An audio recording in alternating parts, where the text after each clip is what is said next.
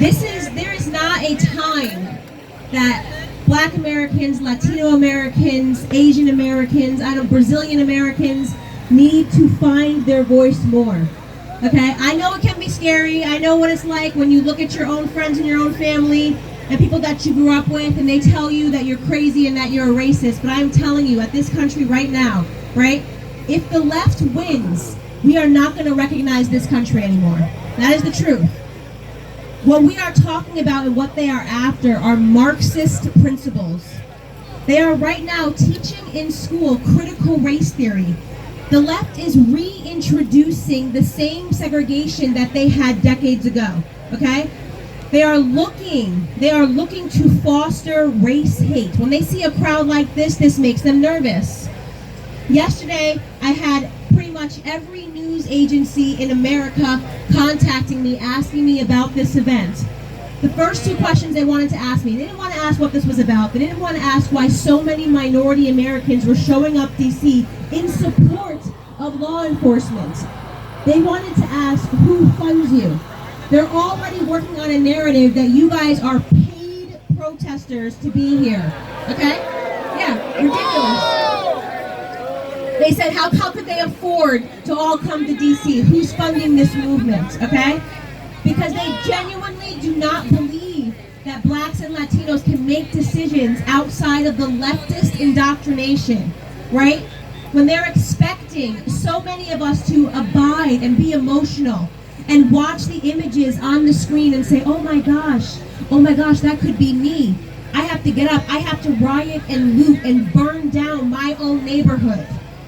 Then they wanted to ask me about COVID-19. If you saw me on Twitter, you saw how I dealt with that. We are not, if you see any press asking you a question about COVID-19, you can tell them to shut their mouths, okay? Yeah. We're not those kind of minorities that are so stupid that we're going to play a part in your narrative that you are trying to attack this president and pretend that he is responsible for a pandemic, right? We demand a more honest conversation about what is happening in inner city communities. In places like New York City where shootings are up over 200% from this time last year because they are actively defunding parts of the police officers. They actually said, oh, here's what we need to do. We want community development. I don't want community organization. I want the police, right? You can call your community collaboration community center when there's an issue. If someone breaks into my home, I want somebody that is armed and on the side of the law, okay? If I'm facing an emergency and I'm facing an issue, I want to be able to call police officers. I don't want to call community organizers or take a new look at it. I was disgusted when I was watching these debates of our country. You know, we don't endorse explicitly any candidate at Blexit, but I will say that watching these debates, are you guys watching them? Make some noise if you're watching these debates. It would seem to me they only care about two things, right? COVID-19, right? Because 200,000 Americans have been killed by COVID-19. Where was that energy when hundreds of Black Americans and Hispanic Americans die every single weekend in inner cities? You want me to be afraid of COVID-19? You want these people who in one day can watch 60 people shot in their neighborhood on the south side of Chicago, right? And you don't ask any questions about that. They say you're not allowed to talk about black on black crime, right? You're not allowed to talk about it. It's racist to have that conversation. They want to talk about a pandemic, but they don't want to talk about the issues that are going on in our communities. They want us to be afraid of police officers. I think this year, 9 unarmed Black men, just so you guys have the facts on your side, were shot and killed by police officers. That's less than white Americans, that's less than Hispanic Americans, and yet this narrative that you're seeing, you would think, right, according to the news stations today, that Black Americans, if we right now are sitting here, police officers are lining up, they just want to kill us for no reason, right? That is the narrative that is out there today. Is that happening? No. If you're a minority American, you have a higher chance of being struck by lightning, okay, than killed unarmed by a police officer. So why are they doing this? Why are they doing this? Why are they doing any of this? Why do we have the left attacking not just police officers, attacking men in general? This modern feminist movement. Boys can be women, women can be men, confusing our children, right? Why are they doing this? It's evil. I'll tell you why they're doing this. What all of this is about, what all of this Marxism is about, and you're right, it is evil. If you read Karl Marx, you know that he was an avowed racist. But he understood something very, very simple.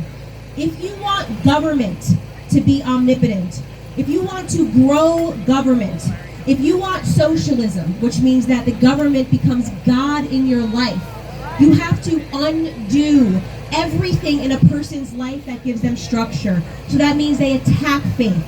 They mock Christians. They mock people who pray.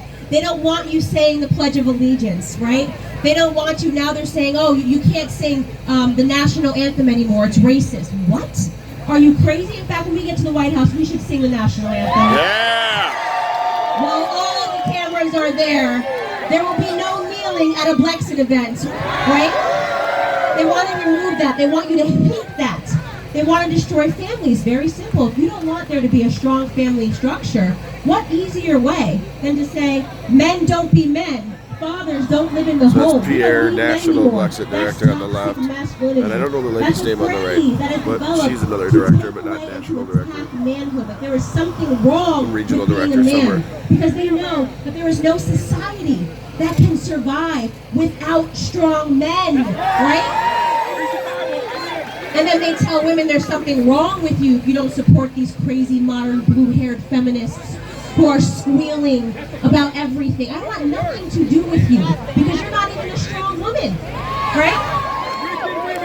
The second Vice President Pence defeated Kamala Harris on points. What did they do? What did they do? Sexism, misogyny, right? That's weakness. That's weakness. We need strong women and we need strong men, but most importantly, we need strong families.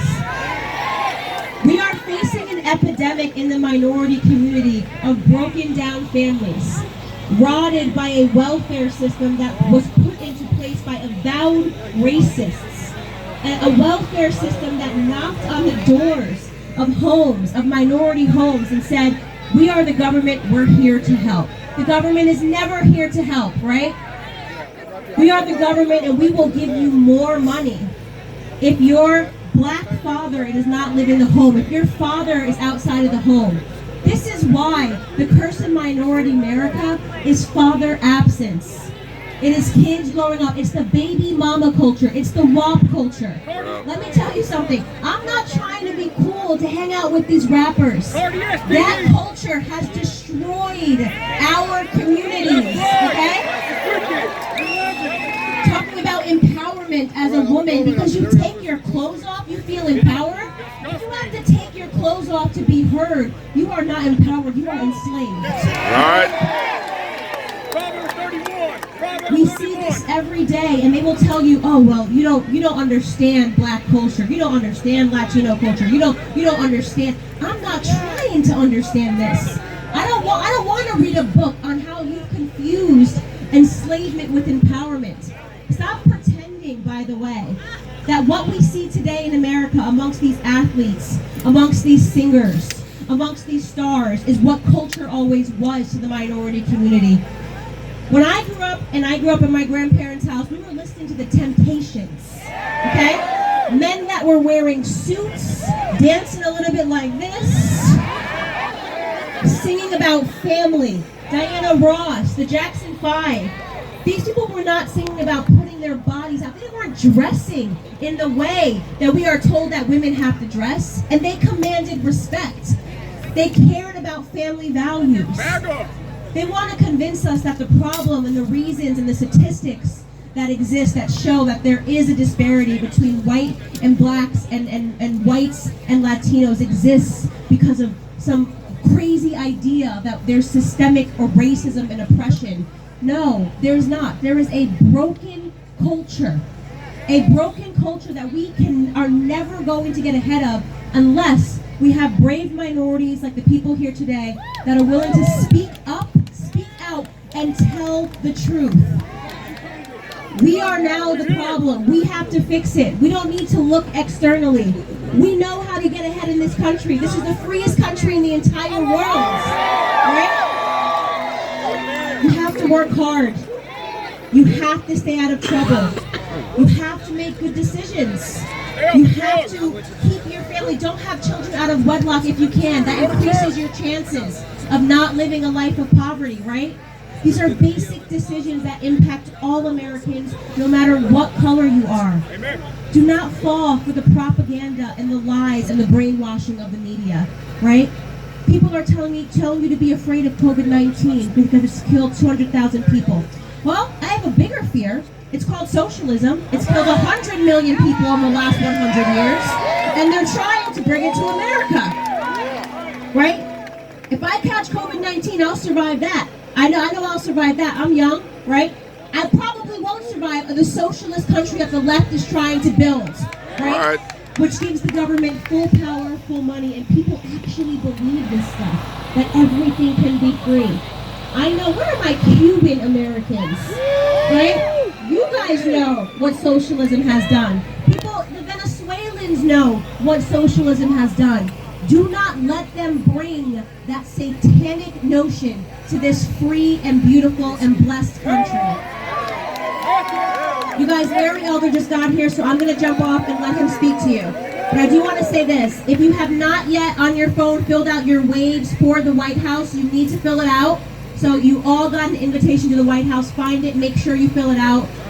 Also, make sure you have your ID. I'm sure you do, but just triple checking. You won't get allowed in.